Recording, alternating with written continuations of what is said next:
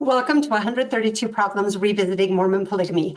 I am so excited to bring you this conversation with my dear friend, Karen Hyatt. I hope all of you have had a chance to watch her incredible documentary that just was released on Thursday. So many people said this couldn't be done. There's too much information to release in 1 2-hour documentary. And while that is true, Karen did an incredible job. Of course, she could not go deep onto every topic because that's not what it's about.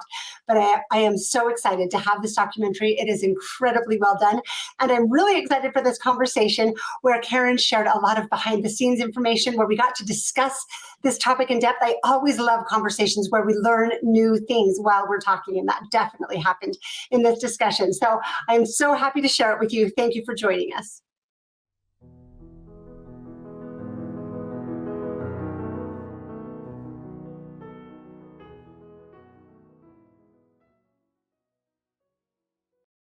I am here again with my fairy god producer, Karen. That's just what I've called her for this whole year. You've been doing this year and a half almost. Something. Yeah. It's been a while. Who can keep track? But I hope that you guys have had a chance to watch her documentary. It is amazing. It's so good. It's exactly what we have been needing. So Karen and I actually had planned, when we had our little short conversation, to record our longer conversation for today, but Karen wanted to take a little more time to get some clips. And also, I should say, some of you noticed I was outside yesterday. I am in a completely different space today. The lighting is not as good, and it's I hurried to hang my pictures back up. But yes, the house needs some improvements, so some repairs. So I'm in a different makeshift studio in the meantime. So in case anyone was wondering why I was outside, you did a good job. Space now. Wonderful. Thank you. So anyway, but the important part is I invited Karen to come on. This documentary has been long awaited. You've been working on this for how many months now? Yeah, like 10. 10 months. Yeah. In addition to editing my videos. Thank you. She has been doing this documentary, and I'm so glad. I think it was since for my anniversary episode, I did the theological, and then I was going to do the historical, like the Joseph Smith. And I just, it was hard. I mean, it's hard. Yeah, it's kind of like, here's the receipts. Like I tried really hard not to connect dots for people, just like let them do it themselves. Oh, it was just so like, good. Here's the stuff, do what you want with it. Yeah, and that's why we need so many people, because trying to do a weekly episode doesn't lend itself to putting that much time into one documentary. Right. But Karen put 10 months of like full-time work into this, and it shows. It's amazing. So thank you. Go ahead and tell us what you want, and then I have several questions. Okay. I'll tell you my first question. Then you tell us what you want. I'm just wondering how you made the decisions of what to include, what not to include, and how you scripted it to go in the order. Like, I just thought, I was sitting there going, this is brilliant. It's brilliant. I was like, oh my gosh, she's brilliant, and so much inspiration. There you go. Okay. That's that one word. Just, there's no way I could have done it by myself. Like, you need that, like, inspiration, like, what will follow this? And all of a sudden some clicks or something occurs to me. I'm like, oh, that's right. That was in there. That's a good bridge or whatever. So it is, it's really hard to do. But hold on, I brought something because I think it's so funny, and I'm probably just going to save them forever because it makes me laugh so much. All these papers, do you see all these? One different thing. They're different, but it's on each subject. It was like, it was like Heber and the 1,000 Wives, and, John C. Bennett. Wow, each one of these things. And so I had them all laid out on the floor. Each little snippet on a paper. I couldn't do it on a digital anything because there was hundreds. That's like a couple hundred. And so they were just I put them all out on the floor and just started putting like things together. And then when they were kind of grouped. It's the most nightmarish game of like memory or math. I could never do it on like a spreadsheet or something. It just wouldn't work. No. So I had to do it on the floor, and I would step back and take a picture once I had them grouped, and then go and type it up in their groups. And so, there's probably a better way to do that, but that's what worked for me. That's how you did. I know this is Karen's second documentary, right? Because you did one kind of on exactly the same way, and you did it the same way. So you knew your system that works for you. Yeah, it worked the first time. So I was like, okay, we're just going to do that again. And when I did it the first time, and I remember I was at my mother-in-law's house with all these papers for that first documentary, and my kids were like, what are you doing? Like, this is You never like going to help. take over her house. Yeah. And it was just all over and they go, this is ridiculous. And I said, yeah, that's fine. Get to work, find stuff that are the same and put them together and help me. And so they did. And it ended up grouped all nicely. And they were shocked. They were like, I can't believe that worked. And I took a picture of it. So I did the same thing. So. And so you knew what you needed Yeah. and where. Mm-hmm. Okay. That's amazing. Well, yeah. And it is, don't you guys think like it just is seamless? You just tied it. I was like, oh my, I mean, I think it's one of those things, like you have to be a master violinist to hear a violinist and get the nuance and see how good that mastery is, right? Same thing with ballet. Like, and you've done this, so you're like, and yes, I'm like, I feel like I can critique this so well. And I was like, it's so good. Yeah. Thank you. So anyway, thank you. You did a really good job. I was really happy with that. You go ahead. Was there anything else you wanted to say before? No, you're good. Questions? Yeah, ask away. So I love also, so for those who haven't watched it, it really does do a good job of just establishing, it can't go deep into anything, right? Because it's just giving what you need to know, like starter's guide to the polygamy question. And even with that, you included each of the wives. I had the to. supposed wives. Mm-hmm. Talk to me about that decision. I absolutely had to. And I just wanted, and you say each of the wives, and that's so funny because every historian has their own list. I know. There's no document, there's no good documentation. So they're all picking and choosing. Well, I don't believe her, but I do believe her. And the other ones are, well, I do believe her, but not. And it's just it's pretty random. Like some think he had over 50 wives and whatever. But Brian Hales, I chose to focus on his estimates because he, we rely, the church relies on him so heavily. And he's the one on interviews all the time. And he's got the website, which is really a really helpful website. It's his conclusions that are the problem for me. It's the same as the Joseph Smith paper. Well, Joseph Smith papers is infinitely better than Brian Hill's website, and it has a lot less narrative and it has much better, it's just a higher quality. They don't put, they don't count things as evidence that are just repeating something else. They just put the original things. There are a million reasons. Yeah. But still, it's just the narrative that's the problem. Yeah. Right? And like the conclusions to this, and it's like, well, that's what I don't agree with, but thank you for sharing these things. You know what I mean? But the other huge problem with Brian Hill's website, I just have to say, is it only has one side. It's very blatant about what it includes and what it doesn't. And the Joseph Smith papers gives us everything from Joseph Smith's life. And that is really helpful. Yeah. So Brian Hales has 35 likely wives on his site. So I just took each of those 35 wives and I thought, this is so funny because when people watch this, they will think that I cherry picked his lousiest information. No, right. But I did not, right? Yeah. Like I looked through each wife and all the stuff he had and I picked the best ones. It's not going to look like that because they're so flimsy. It's so bad. But I put what I felt was the strongest, like the most, the earliest claims or whatever like that. But some of them just didn't have early claims. The earliest was 1904. So that's what went on. I was like, are you kidding me? Like to me, his website is a testimony to Joseph's truthfulness. I mean, it's so, the evidences are so frail. And I was shocked. And that's what made me want to do this so bad is just looking at what he considered good evidence and feeling the exact opposite. And I thought, I think normal's not probably the right word. Your average non-researcher would be like, that's ridiculous. Right. Know? So can I tell you, so how I got introduced to this was, to this day, I don't know why it popped up on my YouTube suggestions, but it was Rob Fotheringham that so many of us have seen because he did such a good job. And it was who was the first polygamist, Brigham Young or Joseph Smith. And so we watched that. It's like an hour and a half or something. But I mean, he had all the receipts. And I've told this story before, but he didn't have links in his description box or whatever. But he had some of the screenshots that he had taken, had the little URL at the top. Oh, perfect. And so I was there squinting and typing into my computer. Yeah.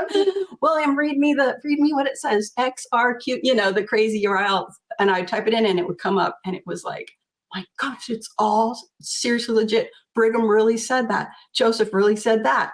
And I was done. Like that was it for me. Yes. And I think that it would be, well, you finish your story and then. That's all it's done. I just thought, it just clicked. I mean, I saw it and I was like, oh, yeah, that makes so much more sense. Yes. And it just, the universe clicked and the synapses fired and I was so excited and I was done. So it's a very empirical process. It's just like, oh, I saw the receipts and I'm done with the old idea now. Mm-hmm. Done. Yeah, So cool. You work that way, and it's really impressive. One of the things I'm concerned about, and I've said this to you, I need to restart my Facebook group. Maybe we'll do that, the Mormon polygamy discussion Facebook group, because I think people need to go somewhere to think through this with other people, right? Because one of the challenges is this information is so clear and so basic, right? And people will get it and go, oh, and then the other voices come in of complication and confusion and saying no because the leader says this and that, right, and all that endless complication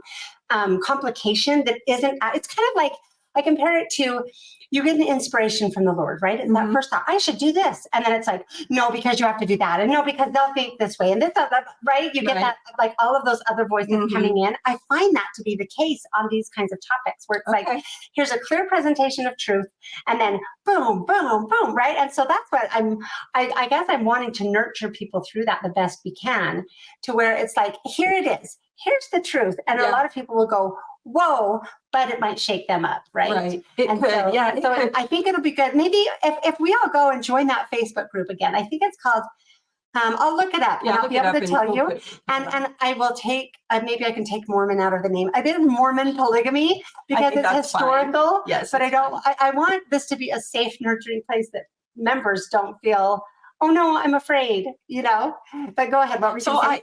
I don't know. Everyone's different, but the friends that I've shared this with are super happy about it.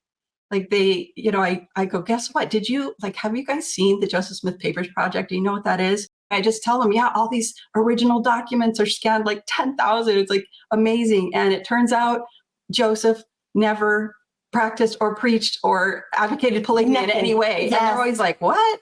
And so, and that spurs some questions. Like one friend said, well, but you can see his wife's pictures when you go to the Church History Museum. So like, how does that work? And I was like, I know, right? Except for not one of them ever said anything until 25 years after he died. And she's like, whoa. So they're not, and I always say, like, I know this opens up another can of worms, a different can of worms. I get it. But I'd rather grapple with that's real than the other that's not real. That's what's, that's what's frustrating to me. It's feeling like so many people are saying, you can't say that because of all of this, right? Because there's baggage attached to it. And I'm like, that's why it is so like shocking and really obnoxious when people keep accusing us of motivated reasoning. Because we're not the ones with motivated reasoning. We are saying, let's look at the truth and we'll deal with any fallout once we have the truth. And that's exactly what God does, right?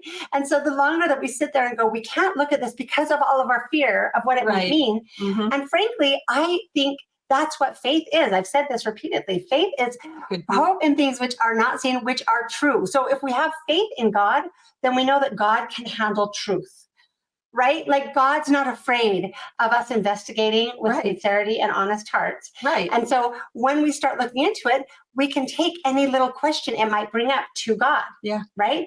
But to continue to like hold on to this abomination, which many of the people fighting against it are current polygamists or are people who are very bullish on polygamy if they are members of the church. I think, like you said, the word normal, and maybe that's not, just average. Like typical. Are like the standard members of the church, right? Who are just love the church, serve, do their callings, read their scriptures, right? I don't think that they are like, you can't say that, right? It takes other voices coming in and convincing them that this is something to be afraid of. And so that's why I think, like, I guess what I'm wanting, why I wanted this documentary so much is to help us with missionary work, is to, like I think that the continuing with the research is important. Getting deeper and deeper into our understanding is really valuable.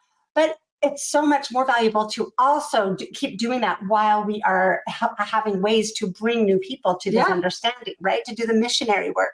So that's what I'm hoping, is that people will spread it. But then also I feel like we need that support. This is the Facebook group that people have been asking about this for a long time.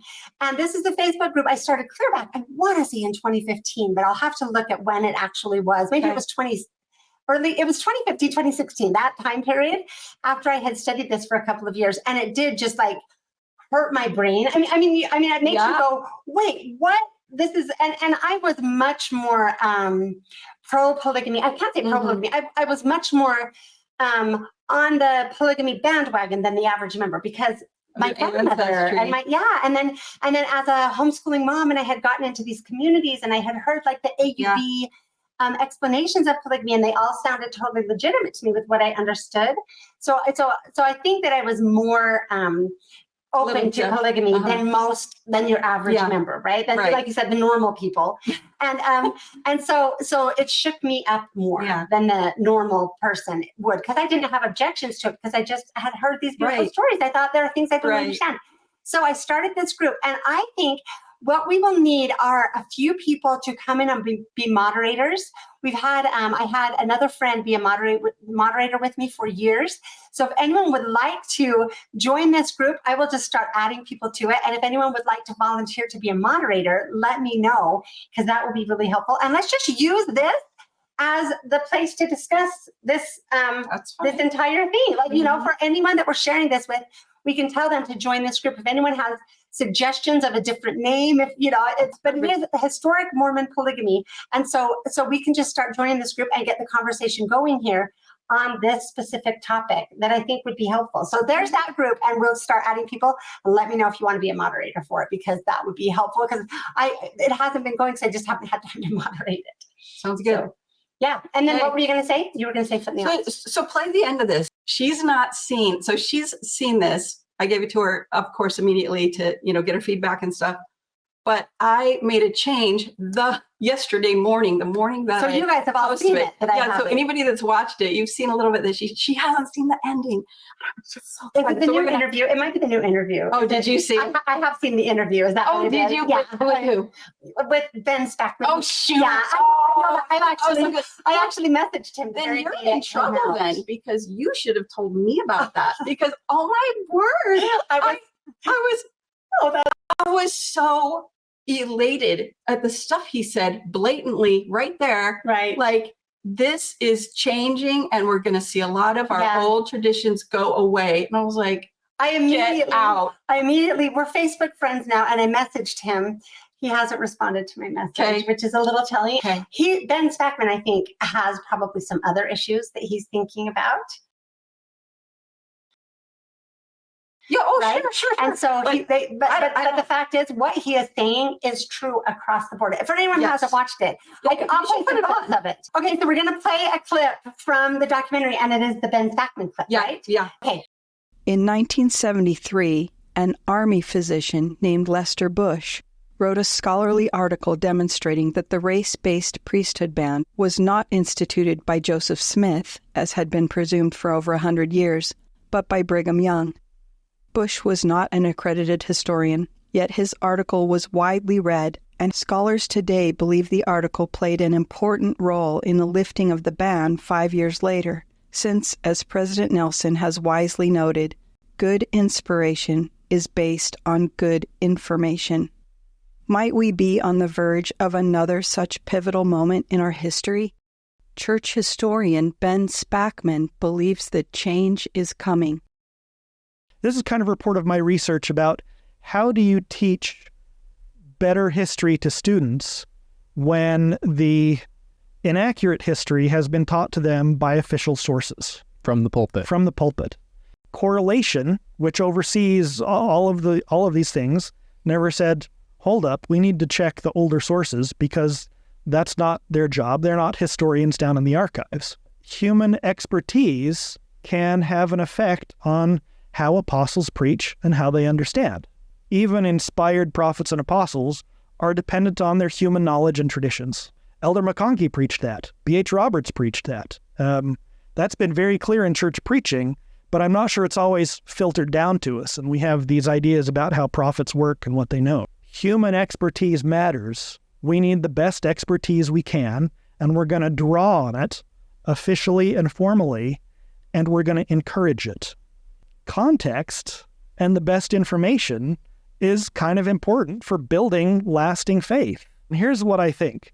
We are now in a spot in church history where I would apply what Elder Faust called unlearning, things that we think we know that aren't actually true, right? And I think we're in a place now where the church is mature enough and established enough and confident enough that under the direction of prophets and apostles, we are looking at the best expertise possible in a variety of fields to say, what did we inherit that is not well grounded in divine truth or in the best human expertise we have? We saw that a little bit back in 1978. There was a famous article that came out that argued there wasn't any evidence that the priesthood ban went back to Joseph Smith, who in fact ordained several black men. Mm-hmm. And there's not hard evidence, but there's really good circumstantial evidence that President Kimball read that article and marked it up. If so, that human expertise at least helped remove some of the tradition that said, well, this goes back to a revelation of Joseph Smith, which we now know was absolutely not the case. I suspect as we examine more of our inherited traditions, we're going to move away from some of them.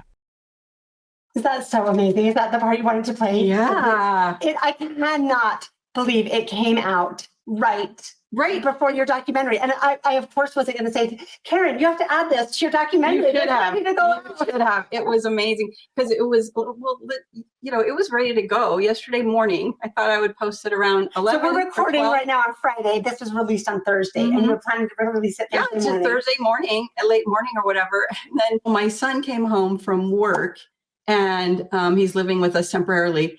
And we were just playing a quick game of cards while he ate his lunch. And I said, oh, there's something I had queued up on YouTube I wanted to listen to. And I put that on and heard him stop. I couldn't even play cards. Like I lost everything because I was like, what is he saying? Are you kidding me? And I was so excited. I was like, oh, no, that's going in. And my son was literally like, stop dancing. Please stop dancing. And I was like, do you hear what he's saying? Like, this is the best news ever. Like we are. He did say the egg is cracked open. We can't I pray for leaders at every level to have their hearts softened, their minds opened, and to be courageous and just to have the courage that they need, because they need courage too. Right. Their great grandparents were polygamists. It's so painful for them. I get it. I totally, and so I absolutely pray. And so when he said that, I was thrilled.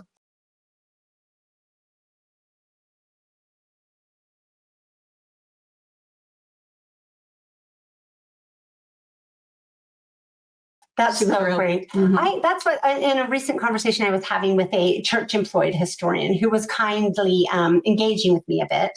And I appreciate it. And I asked him to watch my 2-year anniversary of The God Is Not a Polygamist one, where I really do try to lay out the theological case. Yeah, one of my favorites. And so he watched that, which I appreciated, but he responded and said that one of his wife's responses was like, how dare she say this about my ancestors, right?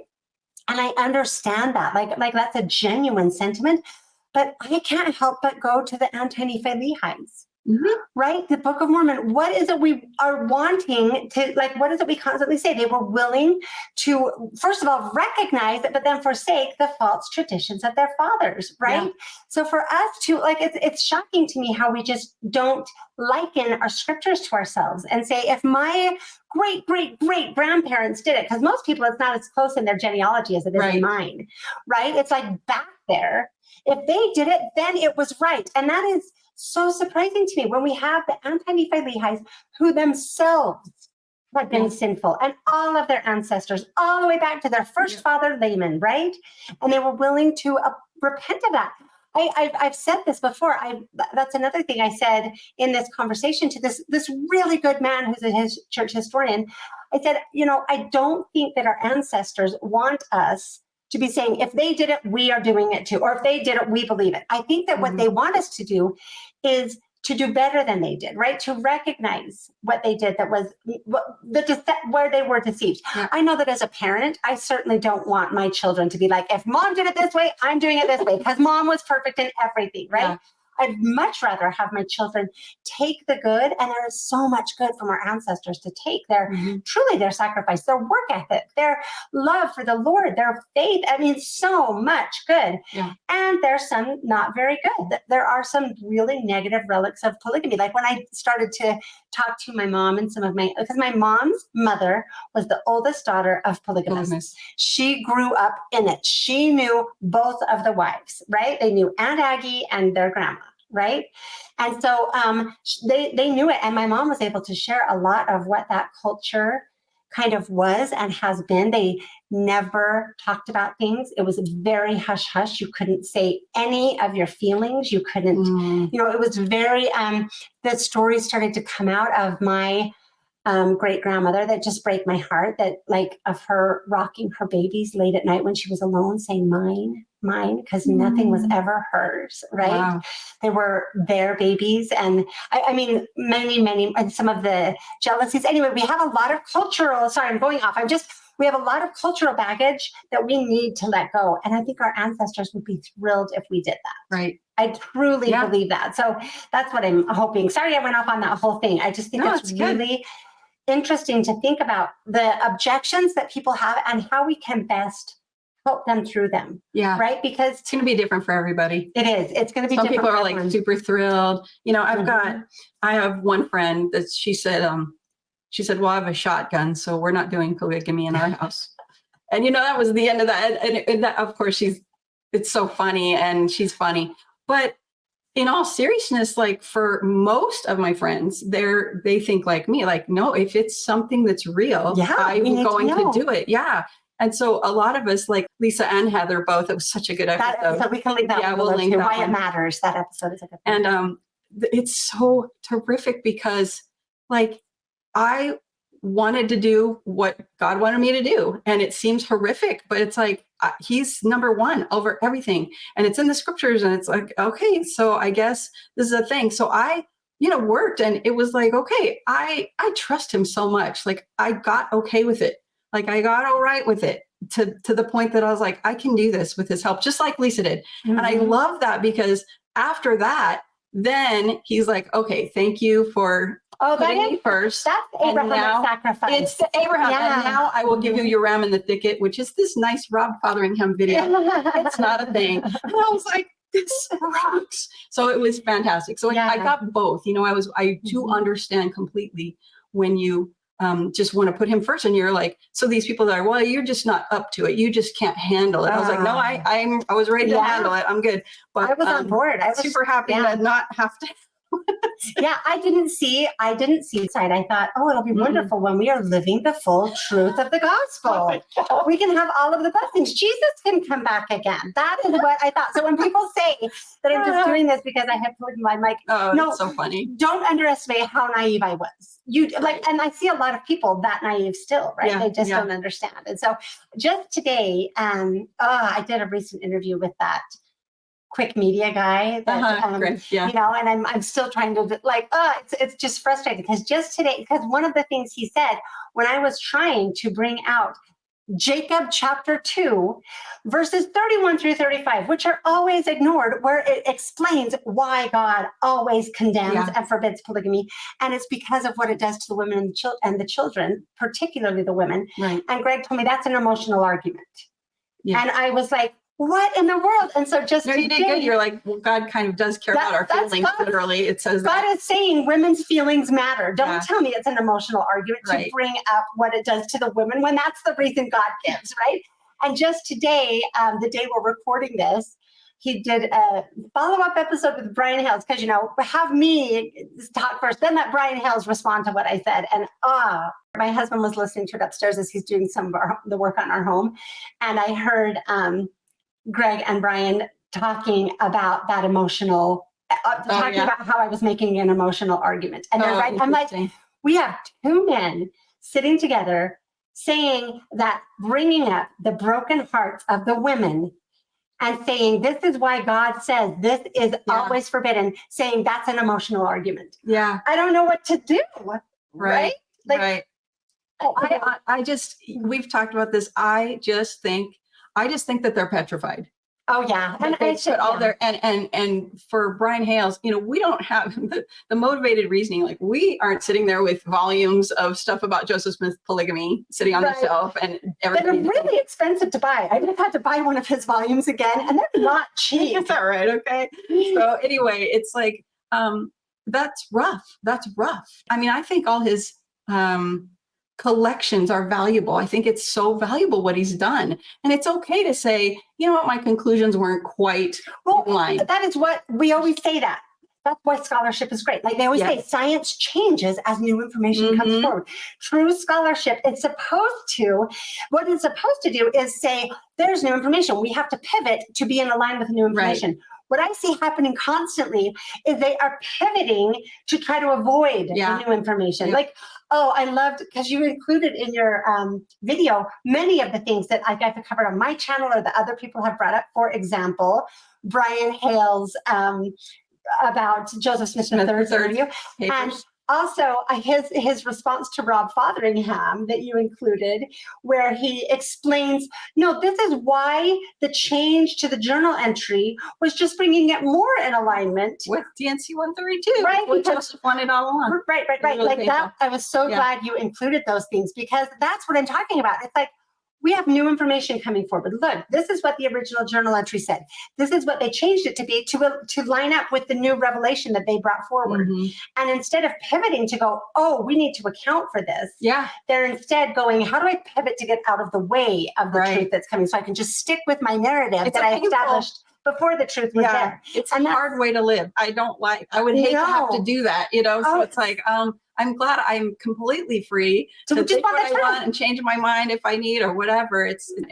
I think it's great. And it's very, very peaceful place to just be like, I've told my friends, I'm not sure about that. I don't know how that works or whatever. And then a lot of times I do have answers. So anyway, just nice to be able to poke around. Yeah. So tell me, are there any parts that you had a really, like, what were the last things that got cut? Like, what were the things that you wish you wanted to include? It's funny because so Lester Bush, for instance, that article, it's very hinted by Spencer Kimball's son, Edward, that he had marked up a copy of Lester Bush's thing. But when it got down, so that was in there, you know, I said in his personal writings, and then I was like, I can't show that. Like, I can't concrete document that. So I took it out, and it was super painful, that little bit.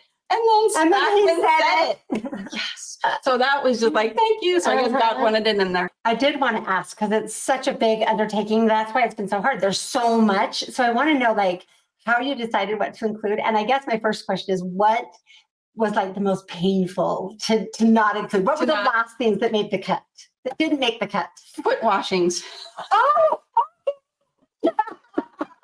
So all the England stuff. Yeah. Okay. Because it's so damning. But like, okay, so if you don't know what we're talking about, so William Clayton was in England, and Heber C. Kimball preaches to him and converts him to Mormonism. And next thing you know, Clayton he's on a mission, and he's 50 miles from his wife, which that's not like today where you can just go home, drive an hour. And he's hanging out with Sarah Crooks. Yeah. And getting his hair combed by her and his feet washed by her. I can't remember all the names. And she was not the only one. No, she wasn't and it was like being given fruit, being given raisins and oranges. It's so bizarre. But then the worst part is that his mission journals have, she washed, you know, she combed my hair, then we washed our feet and went to bed. And you're like, when you say we went to, what do you mean? And why was she washing your feet? And it's like super creepy stuff. Like, it sounds so awful, and it's blacked out. The crazy thing is, some of the creepy stuff is right there. Like, we washed our feet and went to bed, and then stuff is redacted and crossed out. You're like, well, what was that? If the other was in there. So it is really like damning, but you can't prove. It's like, okay, so they washed their feet together and she combed his hair. Like, technically, there's not anything concrete that I can say, there you go. I mean, I could. Well, I think what we can say is this is in England before any of them claim to have been taught for marriage by Joseph Smith, right? Exactly. We can see, like spiritual wifery mischief type stuff clearly in these journals. Absolutely, and that's the other thing. Yeah. And I will say, as Jeremy Hoop said on my program, we both said, if anything like this existed for Joseph Smith, Done. it would be the smoking gun, right? And the fact that we have it for all of these others before Joseph claimed it is shocking. And I hope, I hope that reasonable members watching this, everyone don't even need that, right? Like, No, it's like, so Karen was telling me behind the scenes that when she was having friends come over and they would like see something and then start talking, right? Because they were really surprised. And she would be like, wait, you have to have this part, you have to do this part. And she called me, she's like, I need to chill out because I realized that like any 5 minutes of the video should be enough for any like regular person, right? It totally is. Like how much of Karen always says to me, like, can we just be done with this? Like every new thing we find, she's like, okay, done, hands washed. And it's like, we should be done. There were so many times while I was doing this that I would just be so frustrated because I'm like, are you kidding me? He said this and we're not done with this dumb narrative. Right. When it's like, you're using a source like John C. Bennett. You're using John C. Bennett, who said, he was a blackguard who slept with hundreds of women. I'm like, that's your source? Right. Why do I have to debunk this when that's your source? Right. And then what's the other one? Is Joseph Jackson. Oh, it's Joseph Jackson. Brian Hales uses Joseph Jackson. And William McCord. They rely heavily on William McCord. So there were times where I was just losing it. Like, here's Joseph Jackson. Joseph Smith boasted to me that he had seduced 400 women. Like, why are you quoting this, dude? Why? I know. Why is this? I think it's also cherry picking, right? I know. Yeah, there's a part, it's Elizabeth Davis. I know which wife it is. And there's Elizabeth never made the claim at all, but Hales cites page 13 of Joseph Jackson's Adventures in Nauvoo, right? And you include this in the documentary. It's in there. And it's like, and so I looked up page 13 and there's Elizabeth Davis isn't on it. So I was like, okay, this is an online copy. The pages don't match. So where is it? So I do a search and there's no Elizabeth Davis. Well, Elizabeth, maybe she had a different last name. No Elizabeth, no Davis, no nothing. And on page 13, that was Joe boasted to me that he seduced 400 women. I was like, I'm so confused right now. I know. Okay, so I have to go back to this Greg Mattson interview. And what we're talking about is like where the arguments are going. Like now that we're pushing on them and exposing, we need a new like polygamy expositor, right? We need a new expositor now. We're exposing it and we're watching the arguments they're coming up with now. So I read, thou shalt cleave unto thy wife and none other. Right, and none else. Right, I brought that up and he said, well, that's what in polygamy, it's just one wife. They just have one wife in polygamy because it's just one wife at a time. Like I think he's saying, I mean, I didn't even know, my brain was going to break. I didn't even know what to say with that. You're like, okay, so if a man is having an affair, but he's never in bed with his wife and his mistress at the same time, and they're not doing anything with each other, we're good. Right? It's not infidelity. That has gone, there's been so many little memes made about that. Like, I can have 20 cookies because each time I had one, it was one cookie. It's like one wife. It's the same thing. So that argument is one. And then another one that shocked me in that is when he was saying it's always at the head of it. It's a dispensation head. Polygamy always comes at the beginning. And I named all the dispensation heads and all the beginnings. And he goes, no, like David, a new beginning. I'm like, so David, who wasn't the first king, Saul was the first king. David inherited Saul's harem. And that's the scripture you use to say Nathan gave him Saul's harem. God loves this. He was not we had prophets and going to kingship was like, how is that a new dispensation? How is that a new beginning? But and that's Adam one wasn't, example. and Noah wasn't. Not Adam, not Noah, not Lehi, not anyway. Sure. It's the but one wife thing. I was so happy. That was great. Yeah, because they did in the Millennial Star say one man shall have but one wife and one woman but one husband. So we're like, done. Please set aside that argument. Please stop. So anyway, it's just so interesting, the stuff that is meaningful to them and to some people. And again, I'm okay with that. I feel like that's just them being like, please don't let this be true. I don't want all my belief system to be racked. But the thing is, here's the deal. The only reason this really disturbs anyone is because they've got dominoes set. Yeah, exactly. And this is the problem. So you've got the Book of Mormon, And if it's true, then Joseph Smith's a prophet. I'm cool with those two dominoes. That's cool with me, because the Book of Mormon is Joseph's fruit that Heavenly Father gave us to be like, he was a real prophet. Here's his fruit so that you can know that. I like that very much. Then we have Brigham and John Taylor and all the rest of this stuff. And those dominoes don't exist. There's nothing to say if the Book of Mormon is true, then Joseph was a prophet, and then so was Brigham and John Taylor. Well, I can get that because we're at the end of the domino line, saying they all have to line up. For me, I don't have to have them line up. Right. I'm like, there's people in the scriptures, there's good and bad and good and bad all through history. And it's not like there's no dominoes. There aren't any dominoes in the scriptures. For you, I don't even have that one domino. I don't even have the first one because I'm different. I'm like, is the Book of Mormon valuable in my life? Yeah. Right. That's my question. Does the Lord use it to help me, to bring me closer to God? Yeah. Right. Which is my goal. Right. Yeah. Yeah. So you don't even have that. But I'm like, okay, that's all I need to know. I don't need to care about Joseph Smith. I mean, that's how I look. I'm like when my kids, I've said this before in the podcast, when my kids went to church and the lesson was why you need to have a testimony of Joseph Smith. Oh yeah, and I'm that's so weird. That's backward. You can't tell them what they have to know is true. Sure. Right. And so that's when I did say, take love in one hand and truth in one hand and go. And I wish that were the mode of most people. Like, I'm not afraid. I am going to have love and God. I mean, love and truth. And to me, that's love God, love your fellow man, right? Yep. It's like, I just want to be a loving person who cares about truth. No, that is what I want. Cool. Yeah. And so for me, I take the Book of Mormon with that test. Like, okay, there are all of these problems that people are bringing up about the Book of Mormon. I don't have the answers for them, right?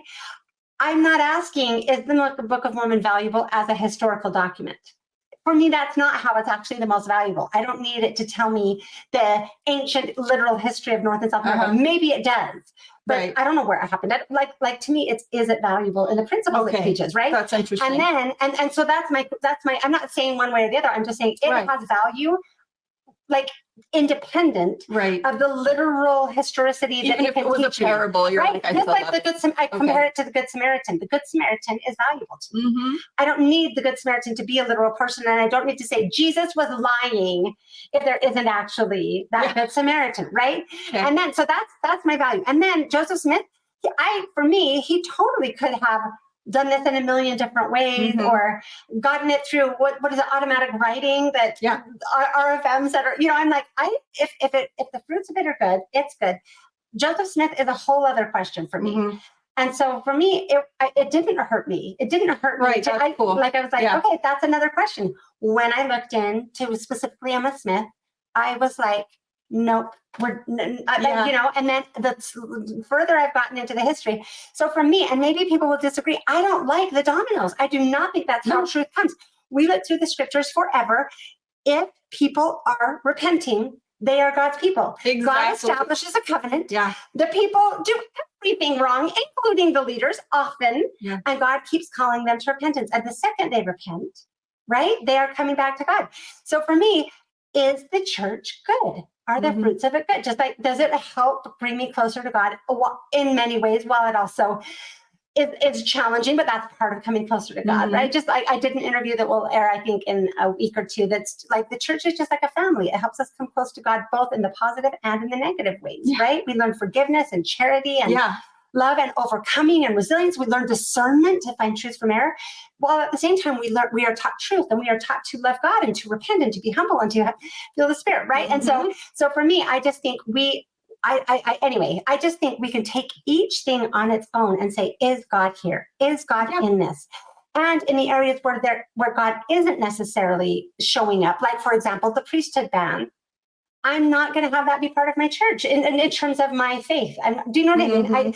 Like when we say the church is not a smorgasbord, so what? We have to think that God did not want Black people to have the priesthood until 78. Is that what, is that what we have to believe in order to be in the church? Well, and Bruce McConkie said they never would get it till they. Well, so did Brigham, so did John Taylor. Right? So that's what I mean. It's like there's so many things. So I don't have that domino thing. I don't have that, and it makes it so much easier. Because then you can pick out some and nothing all falls. And by the same token, there's people that have realized that Joseph Smith, was not a polygamist, and the church was wrong on this, and the church was wrong on several things. And so their dominoes go the other way, where, if the church wasn't right on this, then I'm throwing the whole thing out. Right. And I'm like, okay, I don't have dominoes that direction either. Right. So it's really a more peaceful place to be is to be like, this one's not, this one's good, this one's not good. And you use your discernment, and it's just wonderful. That's what it is for us. Our dominoes are further apart. So if one falls, it doesn't affect the other. I can look at each of these things independently, and I suggest having that perspective, because at the same time, we have dominoes on the other side, which is like, no, I know the church is bad. And I know Joseph was a bad guy, right? And so I had a really bad experience in the church. I have all of these objections. I learned these things about Joseph Smith, so I felt like Joseph was lying to me. So the dominoes would go, so throw the Book of Mormon out. Right. So and that's what we're trying to. That's what we're trying to combat. Actually, absolutely. So and then that domino often is to God as well, right? Like my connection to God is independent of everything. Right? Exactly. So that's an interesting. It's maybe that's a good practice to say, where are my dominoes? What depends on other things and doesn't need to? Exactly. I love it. Okay, give me another clip that you want to talk about. So the expositor affidavits that were written by Austin Cowles and William and Jane Law, and put in the anti-Mormon newspaper. Nauvoo expositor that William Law started. And so those are interesting because the language in them like precisely matches stuff that's in 132. So how did that happen? What did they see that made them put that in their affidavits? Why did they put that in there? And so you go, well, was 132 created from what Cowles and the Laws were saying? I don't find that very likely.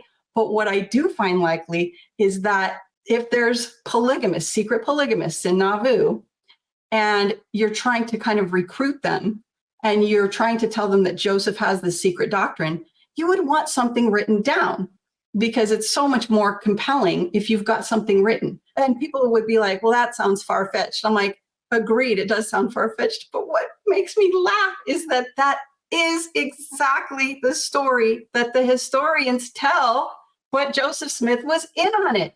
Like, they literally say that this was shared with a select few. There was a secret revelation going around Nauvoo. And that they had a secret circle of polygamists, and they used those words.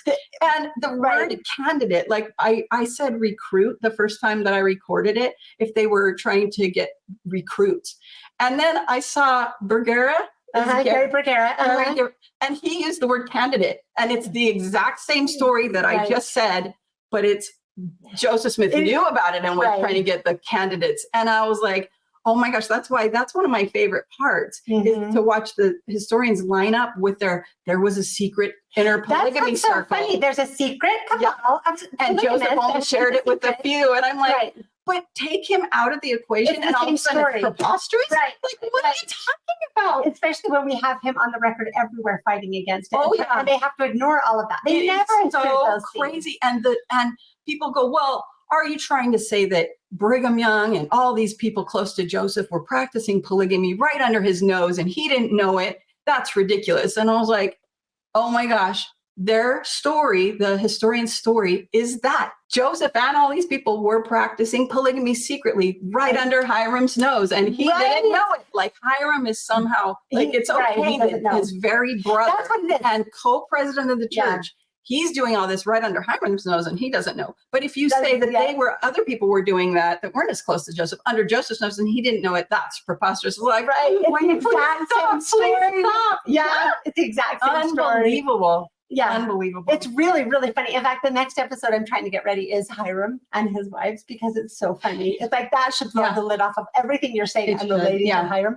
So that'll be coming out very soon. That's exciting. That's super cool. That's super cool. And another thing, I thought when you were talking about the affidavits, I like the 1869 affidavits, I have been studying like crazy. So those episodes will be coming out soon too, because it's so fun. It's like, it is. The more you get into it, the more you just go, my brain's going to break. I mean, all of it, the logic is as solid as, no, it's only one wife, because he's only marrying, each wife is just one. Yeah. He has a different marriage with each wife. So he's only cleaving to that one wife. So as long as you just don't have them lined up in the same room, I mean, I don't think get you it. just have to be in bed with them at the same time. That's my best guess.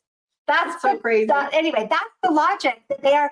I guess we should just, instead of, I have been kind of having some frustration because it's like, oh my gosh, what can we do? And I have to just keep remembering, not my problem. Yeah. Like you said about the documentary, I made it, whatever happens, happens. Yeah, I have to keep remembering that. Really okay. Yeah. There was one time. But we should Yeah. take it as a victory that they're having to go to these arguments. Yeah. Right? That's why I think it is. So on my website, so there's a website, josephtoldthetruth.org.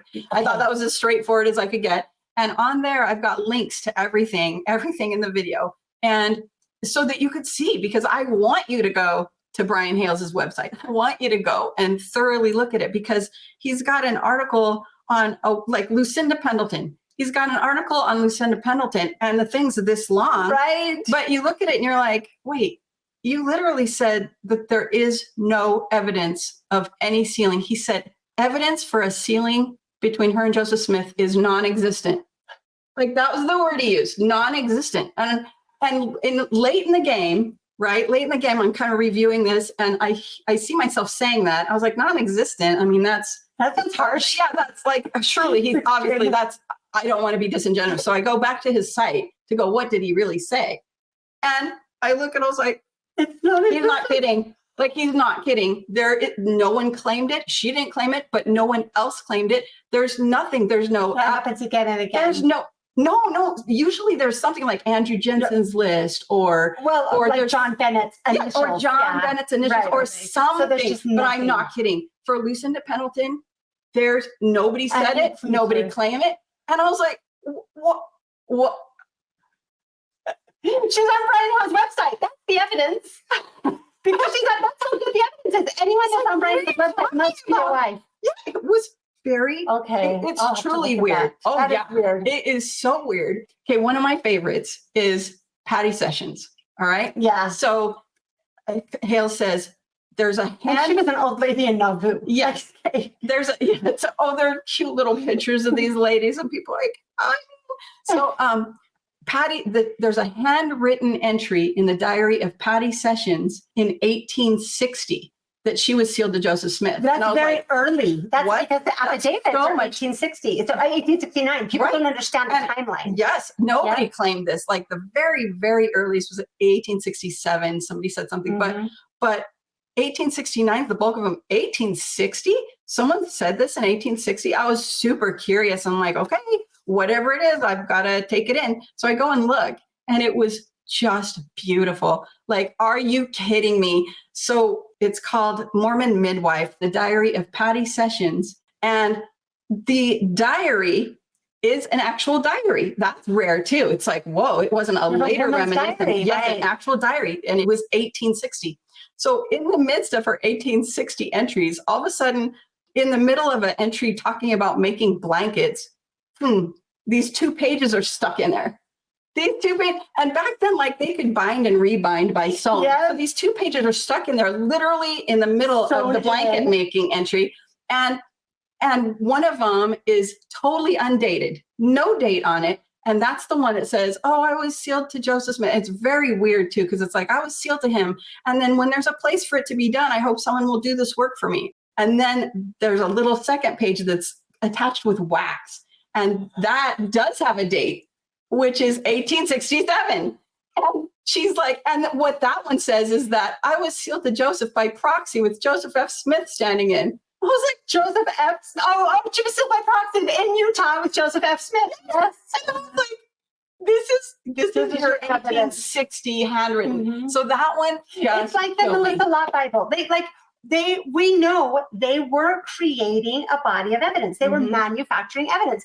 Joseph F. Smith said, I was shocked how Of the there was scarcity. there was literally no evidence Yes. of Joseph Smith being a polygamist. So they had to create it. And so that's as funny as the Melissa Law Bible, Yeah. where it says Melissa Smith, and that's taken as proof. Where in the Temple Lot trial, she says she never went by Melissa Smith. Nobody ever knew her that. Nobody ever calls her that, right? Awesome. So It's so awesome. And so that one, yeah, the Bible entry, I was like, at least that's a concrete like Thing, thing that you but can see her name. And it's like, okay, Right. so I'll give you that. Like, I you don't tried think to it's cover. They don't even include our stuff. They don't even right. include Right. the So I 1832. absolutely didn't want to skim over Not me, anything that Mhm. looks like evidence. So I put that in there. But it really just comes down to, and they go, well, Joseph the third, so Joseph Smith's son, interviewed Melissa a lot late in life and stuff. And he was like, well, here's what she said to me. And when our sisters walked in, she was like, yeah, it's not true. And so it's super cool. But it really comes down to, do you believe Joseph III or do you believe Melissa and whoever wrote that? So it's okay with me that that's there. Yeah. It's like, that's fine. If you have a T-chart, definitely put that on the, that looks legit side. And we should put on this side, all of the surrounding right.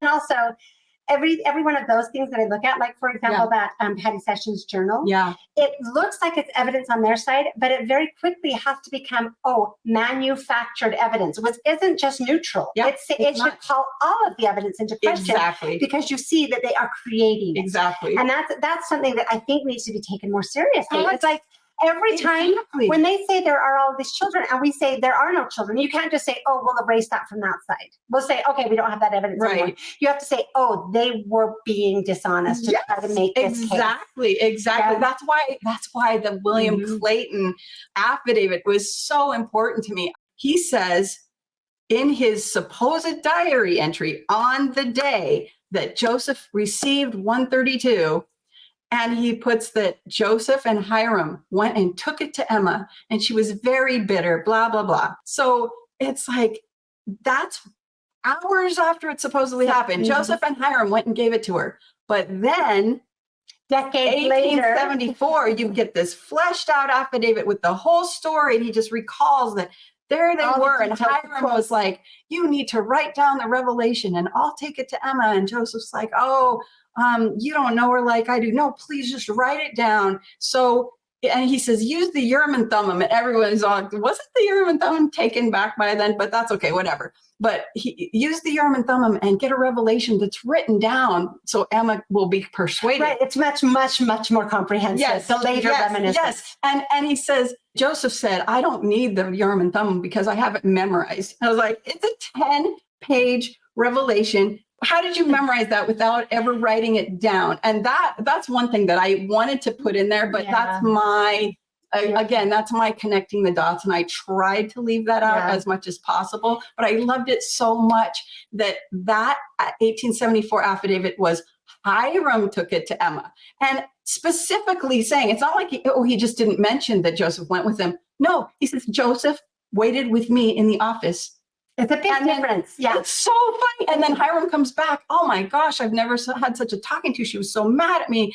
I told you that's how it would go. And you're like, they don't match. So you just don't go, oh, well, then we'll go with the early one. No, you go, we throw him out. Or you go with the early one, but you know that the rest of the affidavit is problematic. And I'm actually dying inside right now because I have something that I'm not ready to tell yet about this topic. But just look for a paper that will be forthcoming in the Journal of Mormon Polygamy that is going to blow people away. This is exciting. But I was so happy to just see that absolute positive, undeniable evidence that he made up a story. And it's a big, long, detailed story, and he made it up.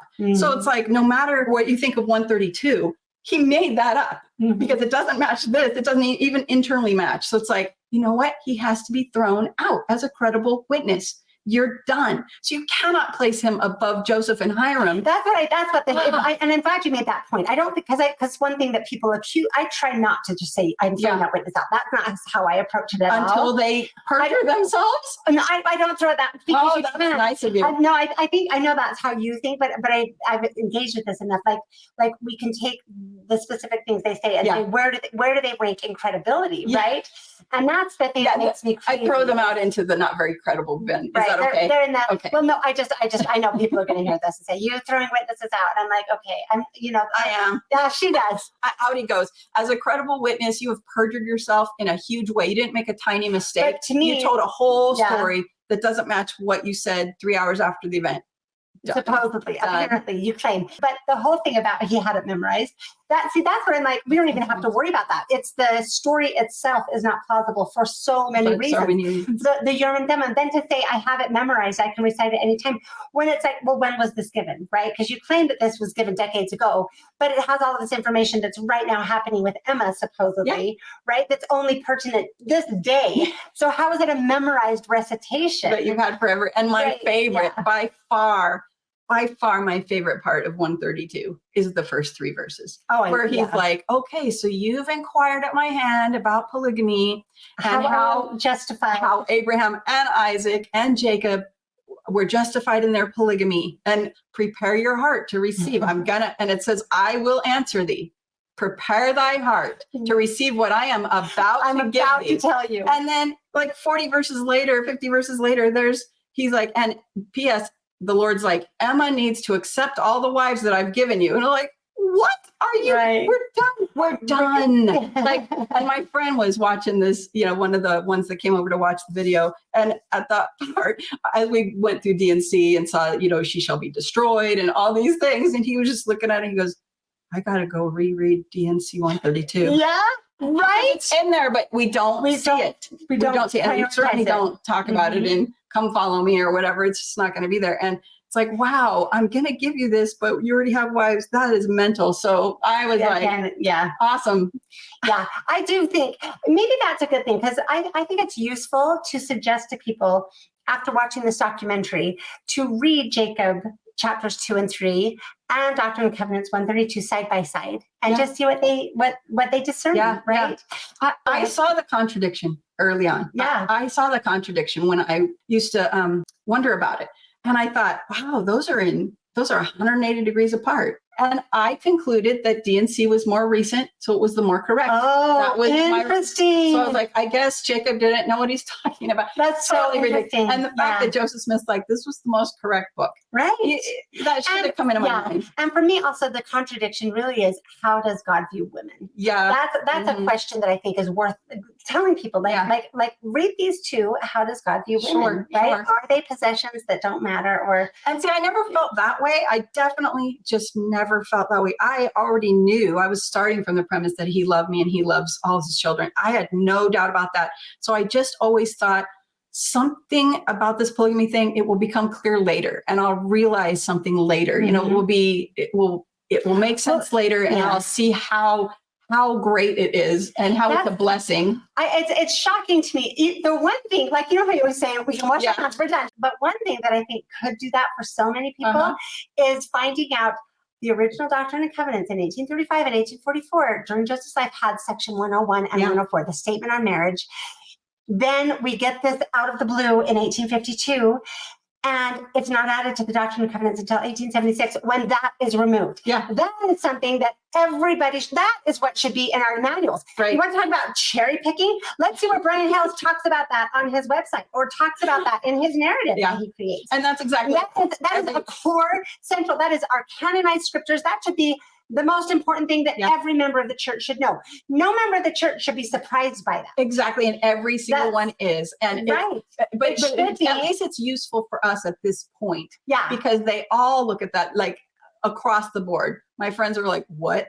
They have no idea. They had no idea. And that opens the door for, there's stuff that I did not realize, and it is in scripture. Didn't know that. Yeah. And so that there was 20 times making this where I was like, this should be a 4-minute movie. Right. That's what, like she said, like every 5 minutes. Because when I looked up and did my episode, I think it was my 2-year anniversary episode. I think I covered it in other places too, where I showed the gospel manuals that change it to a but. That's in here. So glad you included that. Oh my gosh, I was so thankful that you had that. Yeah. I had never seen that, and I never would have. For if I will, saith the Lord of hosts, raise up seed unto me, I will command my people, otherwise they shall hearken unto these things. That Jacob would speak so powerfully and in such condemnatory language, only to undermine his entire sermon by adding that the Lord might capriciously command what he has called an abomination, is baffling to say the least. And the idea that Jacob would alert his people to a loophole that the Lord would only make brief use of over 2,000 years later also seems very unlikely. It's interesting that verse 30 begins with "for," which implies a continuation of the point being made and not an exception. In fact, the word "for" was so incompatible with the idea of this being a loophole that the authors of the Gospel Doctrine Manual actually changed the wording from "for if I will" to "but if I will," in order to support the idea that this verse was meant as an exception to God's rule of monogamy. That was huge. That is huge for people. Like, they knew that's when steam came out of my ears, where I was like, okay, I have been trying to give you the benefit of the doubt, but you knew that made no sense. And you actually changed the word to support what you're saying. That's so naughty. And at the same time, we can still give them the benefit of the doubt of they're trying to make sense of this. They are responsible for teaching it to the people. We have to keep this narrative. It's true. So, I think everyone is the fact is a big giant deception messes with everyone, right? And so I don't know that we need to not that they're being nefarious, right? And of course, for real. Well, I mean, everyone can choose, and of course, there is steam comes out of your ears, right? But I mean, it is maddening when you see that we have we have been lied to in terms of who God is, about what this doctrine is forever. And people are trying to keep this lie going. And like I always sing my mom's song, like it requires, when you tell one lie, it leads to another. You have to lie and lie and lie and lie to make the lie keep going. Right. And that's why I think if we could just ask our leaders to simply add into our manuals, into our lessons, the original Doctrine and Covenants statement. And then that would finish it for most people right there. They'd be like, oh, I'm believing what Joseph Smith put in during his life. Yeah. And then again, all the downstream problems to say, you can't talk about this because of what I mean. I'm like, no, that's its own problem. That's its own thing.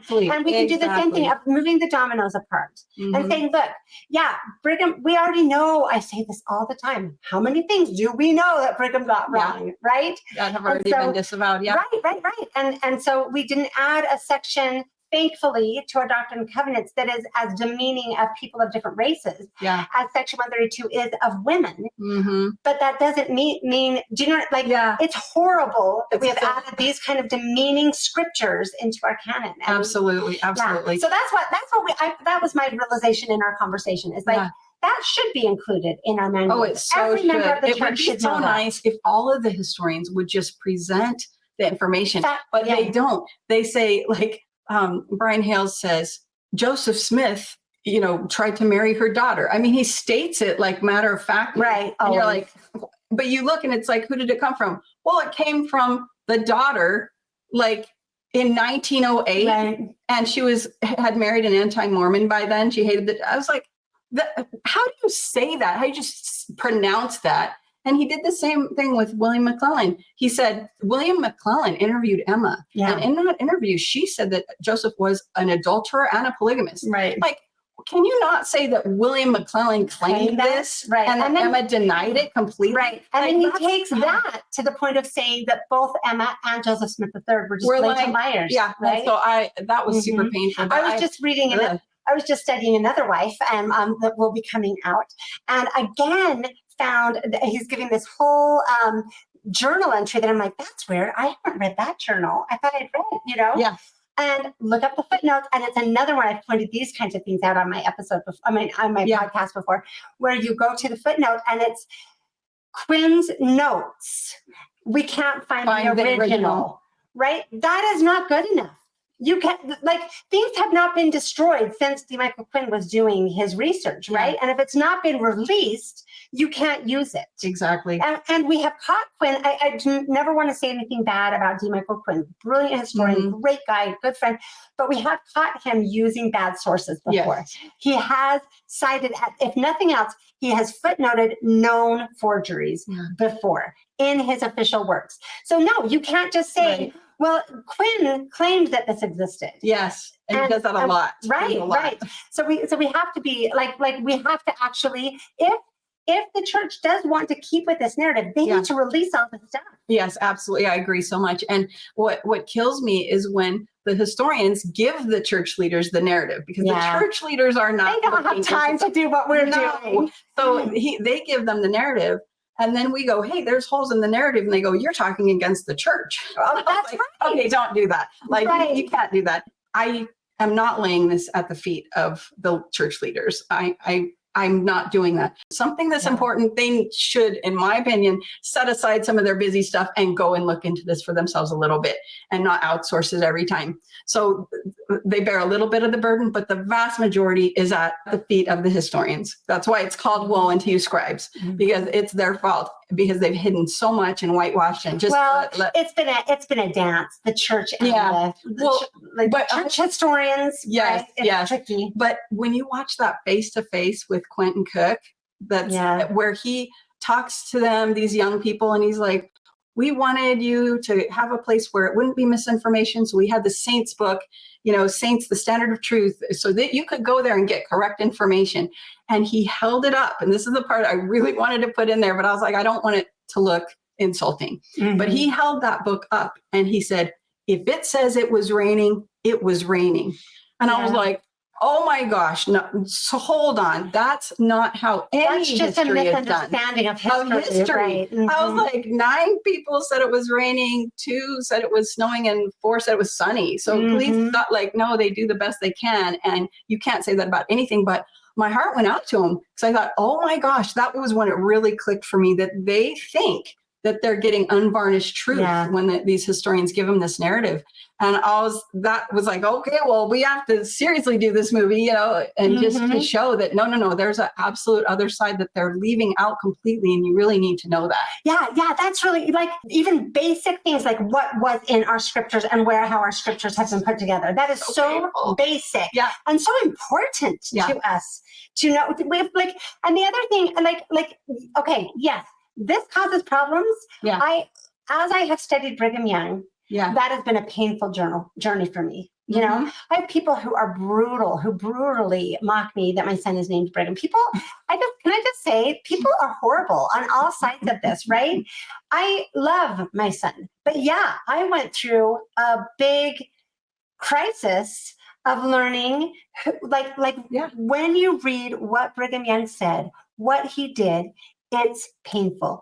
It's painful. I held him in very high regard, right? Exactly. I still am thankful for the good he did. Sometimes people argue with me and say there's no good there. And I'm like, I get it. But I still, I can look at our ancestors and say, I am very thankful for the good things and I mourn over the bad things, right? However, so yes, let's acknowledge that. That does not mean that we should therefore throw Joseph Smith under the bus and say Joseph Smith was doing all of the things that have made everyone lose their testimony, right? If we can manage, we are telling everyone, you just have to deal with it with Joseph Smith. God lets us use imperfect prophets. God, all of the things we say. Even Brian Hales, who was so critical of, how dare you be critical of the prophet, says, Joseph Smith, don't do that. Don't do that. If I could tell him to do it differently, in his ear and tell him what to do differently. So he says that about Joseph Smith, but then everybody else has to be held above reproach. I do not I just don't understand, right? We have a founding prophet who is the dispensation head, right? Joseph and Emma and their family should be looked at honestly. And even if you, I mean, they should at least be given the benefit of the doubt to the point that you will look at this honestly, right? Because we claim that he is a prophet of God, right? That is what shocks me. That's what blows me away. So it's let's look at the information honestly and go from there. And wherever it leads, to me, it doesn't ruin the dominoes. Joseph Smith restored the gospel. Things got messed up, but look what God is doing. Look what God is bringing forward. We still have the Book of Mormon. We still have this covenant that God established with the people. The new covenant is clearly delineated throughout scriptures, throughout the Book of Mormon and the Doctrine and Covenants. Just throw out what 131 and 132 claim it is, and you have a true understanding of the true covenant, the new and everlasting covenant that God restored through Joseph Smith. That's what matters. Exactly. And there's some comfort that they get in believing that he was highly flawed. I say they. I hate when people paint with a broad brush and say they. There are people that I've heard definitely They seem make to sense get of this. comfort in what they think is the fact that he was flawed, You're highly talking about flawed. Like, Joseph? yeah, that Joseph was, polygamy was bad, but he did it, but nobody's perfect, and something like that. And I'm like, man, that is so harmful to me. And I don't need to put anybody on a pedestal. I don't need Joseph on a pedestal or any of the biblical prophets or Book of Mormon prophets. I don't need anybody to be perfect or whatever. But you have to know that it's pretty damaging to paint a story that Emma and her husband, these beloved pillars of the restoration, as I call them in the movie, like butted heads constantly, had this horrible marriage. He was going behind her back. He knew she was going to be crabby at him again. She's like, you said once, going around town stomping on all the other wives' watches. And that made me laugh. That stuck in my head. It's such a great picture. But to think that they had that kind of marriage and it was awful. When you have friction in your marriage, and then you look at that and you go, I mean, the prophet of God and his wife that they sacrificed all these things, they still had a horrible marriage. So what chance do I have?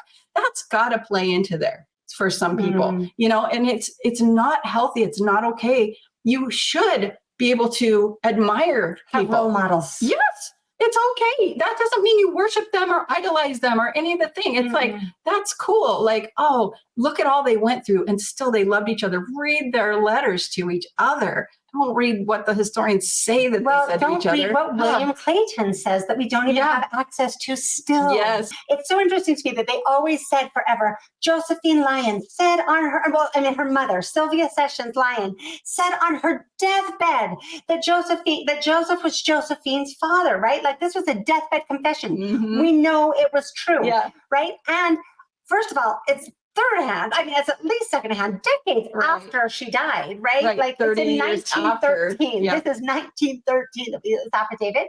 And yet we have printed right then at the time of Emma's death, her deathbed her deathbed confession.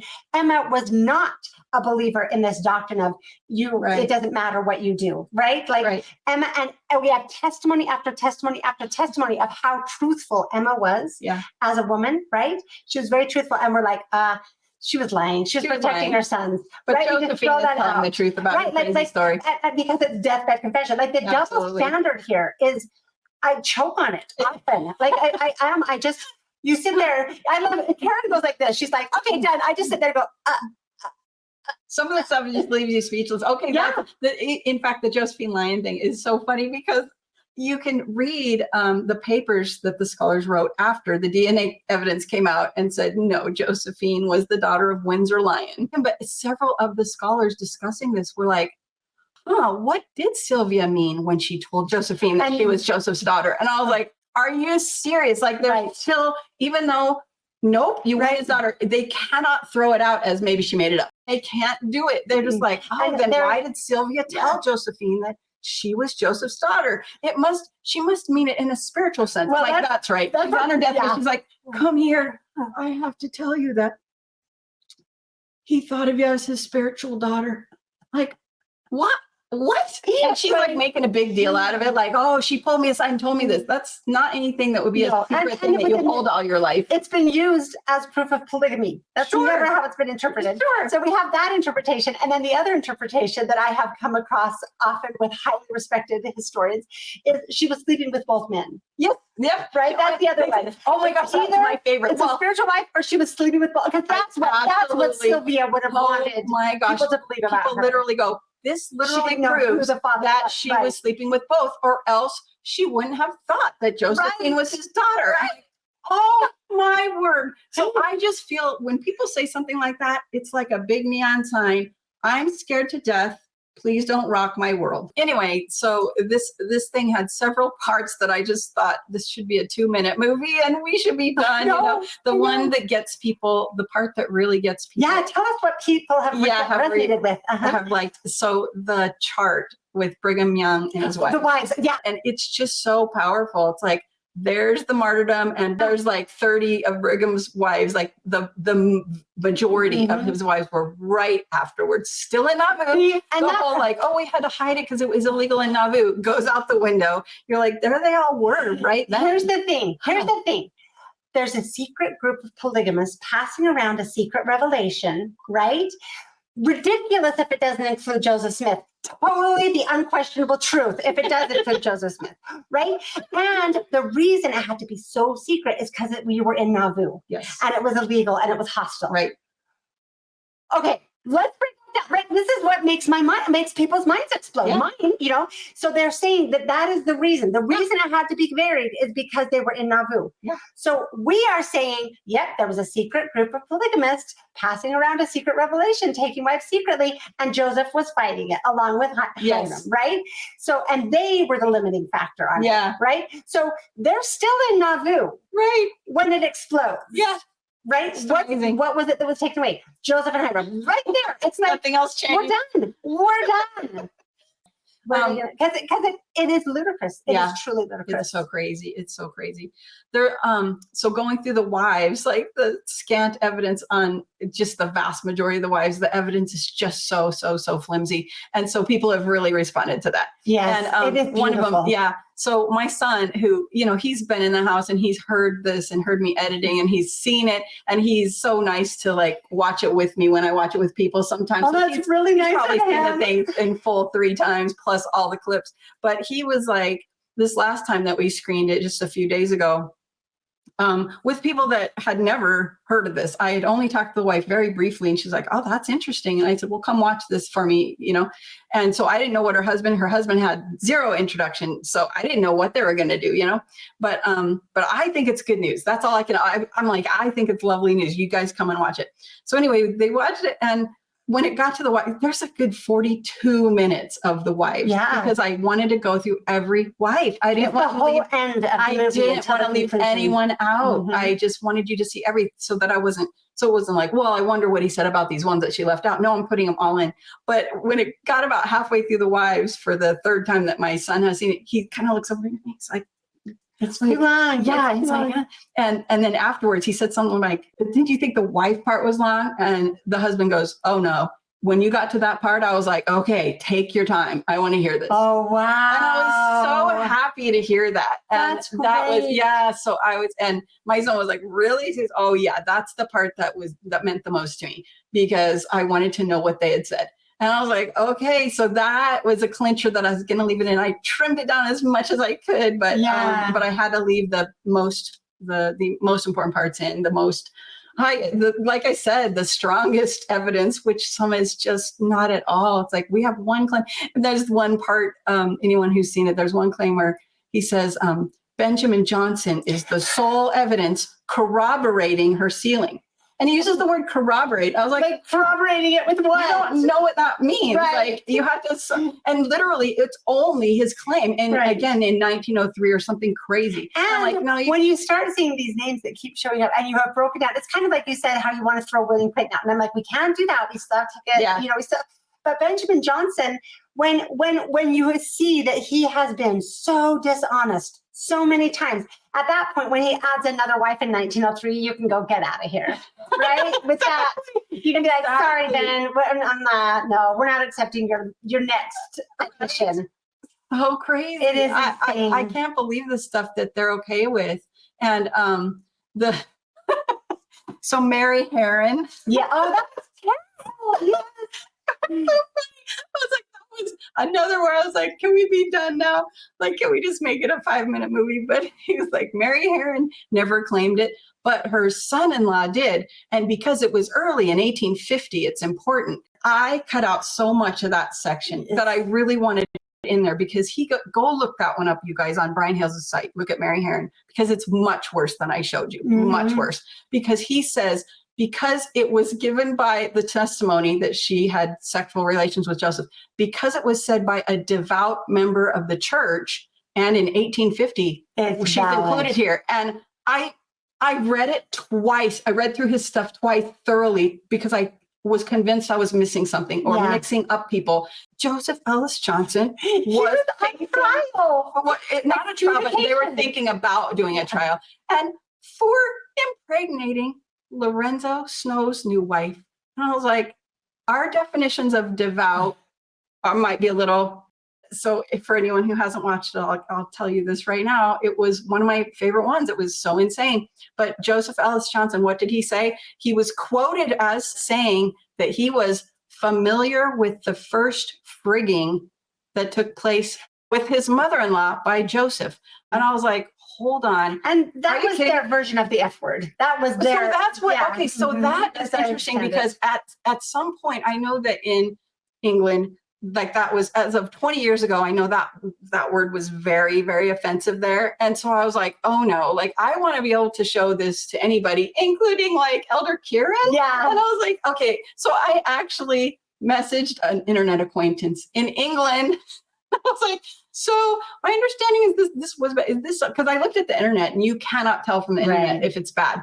And it's like slang for, so I'm like, I know that, but so are a lot of things that are, okay, we could say And they're frickin'. all over the time. I mean, our F word is all over. Right. And And so I'm like, everything I now. have to know from an actual person that lives there right now. So he messaged me back and said, no, it's not that strong, but it is crass. And so you might want to just note that it was crass. And so I did, I was like, okay, I'll take that advice. So anyway, Yeah. but man, that was insane. I was like, and again, that's the only. That's the way it's the evidence. And he says that. He says this is the primary evidence. And when he says primary, 9 times out of 10, he means only. But he'll say primary. He'll say, like, other than this, we have very little. And usually that means We other have than this, we have nothing. nothing. Yeah. He says this was the primary evidence constituting a relationship between Joseph and Mary Heron Snyder, who Mary Heron was married to Mr. Snyder. So Right. it just gets worse and worse. And again, it's not, the question isn't, and I'm so glad you brought this up in your episode, because it was like, yes, exactly. Yeah. Mhm. The question isn't, should we believe these or should we not? We like I guess I'm saying, if I'm doing genealogical work and I'm looking for who's married to who, Mhm. and this is my evidence, I'm like, oh, that's pretty weak evidence. Do I use it or do I not? Right? If I'm Yeah. just in a vacuum like that. But if you have someone else, if you have the supposed groom saying, no, that was not me. No, I never did that. No. And you'll have all of the evidence from the time period when he was Yeah. alive, supports him and backs him Yeah. up. And then these people, you catch them in lie after lie after lie after. I mean, like, let's go on exponentially. Like, Yeah. I don't know how many lies there are at this Right. point. At what point do you go, oh, you know what I mean? That's it's not just this is really weak evidence on its own. This is really weak and contradictory Yeah. evidence that does not hold up at all. And here we have someone saying the exact opposite happened. Who, by the way, for believing members, we claim to be the prophet of the restoration, Right. and his wife, and the co-prophet. Like, I was impressed that Brian Hales admits that Hiram Smith was his co-prophet and the patriarch, and that exactly. he was He said it, co-equal with Yeah. Joseph Smith. He says that often, but but he wasn't he's in his still- polygamy circle. he still is just a big idiot, according to the polygamy so narrative. painful. So on my website, I've got, like I said, all the links to all these things. JosephToldTheTruth.org. Anything you have questions about, just look at the links there and please share it, and share it in the kindest way that you can. Like we said, we've talked so much about where people are. And for some people, it's super traumatic and they don't need to know this right now. It's really okay if they don't know this for years or even ever. Like, you can still, everything's fine. We didn't, I didn't know it for ages and I was fine. If you like it, just tell people that you liked it and share it. And that's really it. The other thing is, feel free to download the movie and put it onto a thumb drive. If you don't know how, get a 14-year-old and then give it to your bishop or whatever, or give them just the link. send them the link. You can send them the link, but a lot of people won't do that. But if you go to the trouble of giving them something, like for my first documentary, I did DVDs, I made jillions, and we went through them all. Mm-hmm. I was shocked how many people said, well, I want to watch it in my living room and I don't know how to get it onto my TV, because some people don't. Also, people have been asking about adding subtitles in different languages. I assume you give your permission for that. Like, please 100%. subtitle it in Spanish, subtitle it in whatever language to share it. Please share it. Please download it. Please spread the word. Because I guess I know that Karen's hoping that maybe this could be the Lester Bush moment, right? Like, I think all of us are just thinking, what can help? I think what can help turn the tide? And frankly, it wasn't Lester Bush alone. No. In fact, they made fun of him. They did. They told him there was a lot of people saying, you're going against the narrative. This is not okay. He was threatened too. He was threatened. He was a brave, courageous man. And aren't we so thankful for what he did? And Gwendolyn got to meet his wife. Well, they were friends. And That was so amazing. I think that all of this bubbling up from the bottom, sharing it with our neighbors makes it easier for our leaders. Yeah. I think that like Spencer W. Kimball, they were having problems with this in many different, if you read that article, I think it was Edward Kimball that wrote about it, exactly. and talking about all of the different directions that like truth has a way of coming out. Yes. And it was, and this falsehood that they had been operating under since Brigham Young, this racist falsehood was creating problems everywhere. I would say the polygamy falsehood is creating problems everywhere, and it's time for it to have its day as well. But the more people that we can share this with, the more good we can, everywhere. And also our post-Mormon and ex-Mormon and anti-Mormon friends, I think it's good for them to know what is happening, right? So that they can look at their evidence in a different way.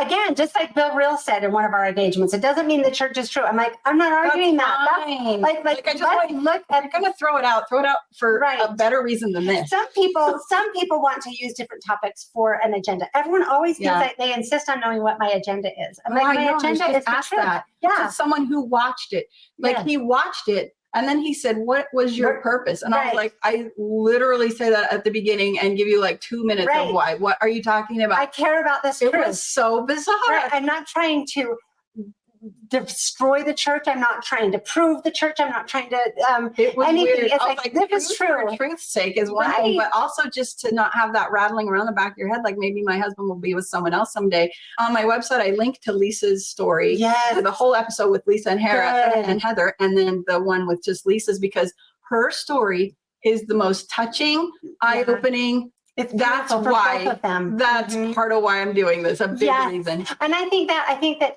on the one hand, to rid us from this false belief. It's like, oh my gosh, that feels so good to have truth instead of falsehood. Yeah. And then also for me, and I know for many people, we are telling horrible stories about people who were such incredible people and sacrificed so much, right? So just for the sake of my love for Emma Smith and Joseph Smith and Hiram Smith and Lucy Mack Smith, I cannot help but relate to her and that entire family, right?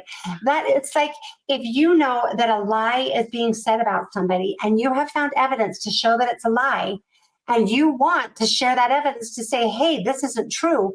Why isn't that good enough? Why isn't that its own end? Yeah. Why do we have to have some other agenda? Right. It's like, everybody, let's just look at this for its own sake. And I guess everyone that's saying we have to have an agenda, that's telling us more about them than it does about us. Because that shows how they use knowledge and information. They are like, I'm going to create a narrative because I have an agenda. That's what Brian Hales, woe unto you, scribes. I would say the top scribe on this is Brian Hales. I have no problem saying that. Woe unto you, scribe, right? Yeah. We can say that Second only to William Clayton. Right. And Brigham Young, right? And past and present. And even Joseph F. Smith, I don't give him as much blame because he didn't know. Right. He was a troubled soul, right? He didn't know. He was raised by Heber and Brigham. Right. Not always honest, but he didn't have the responsibility that these other people have, right? And so whenever, that's another thing that people always say to me, and I'm sure many have heard it, like, you are going to have to stand in front of Brigham Young one day. You are going to have to face. I'm like, really? I didn't know that was our doctrine. But honestly, like, I feel like, my goodness, Joseph and Emma Smith and the things that and Hiram, the things that they did, the things that they sacrificed, what they gave, what they brought forward, and God choosing them as the people to restore this dispensation. I would want to know that I have the right version of who they are and the right stories that I tell about them. Perfect. Right? Love it. Oh my gosh, that's so great. All right. Thank you for joining us. And this was a fun conversation. The really important episode this week is the documentary. Go ahead and share that everywhere. I will be back next week with more information. We're going to keep going because this truth is on our side and it is rolling forward. You might as well stretch out your puny arm, to stop the Mighty Missouri? The Missouri River, as to stop this truth from coming forth. It's coming. Love it. We'll see you next time. Another incredibly huge thank you to Karen for this amazing work she has done, and also for all of the work she has done for this podcast for the past year plus. I can never thank Karen enough. She is incredible. I'm so thankful to have her on my team, and I am thankful that all of you get to know her a little bit better now. So thank you for joining us. I will see you next time.